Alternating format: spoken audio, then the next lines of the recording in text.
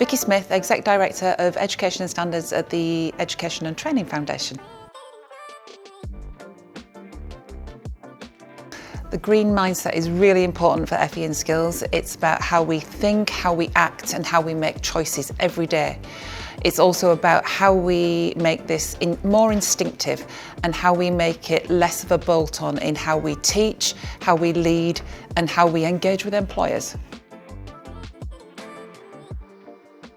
The immediate things we can do to make a real difference, I think, centre around the culture, and I would say that needs to major on creativity, imagination and innovation, so that we learn to think about and build in sustainability in all that we do, in our decision making, in our actions. So it becomes just commonplace and becomes normalised, and actually then it can become something of a movement, because if people can see it and they can then replicate it.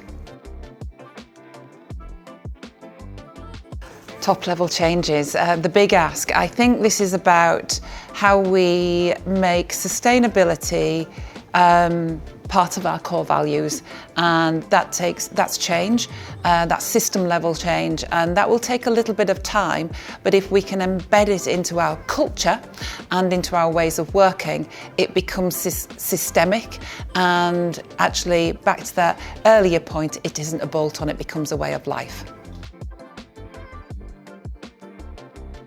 To help our educators and leaders become catalysts for a green mindset, I think the key is finding the time, the space and the opportunity for reflection, because this isn't about more content. Adding more in isn't going to solve this problem. It's about how we think about what we are doing, why we are doing it. So it's changing the dial and making sure that we have a sustainable mindset, and that embodies then the actions that we do. So it does require time and space, and it requires conversation.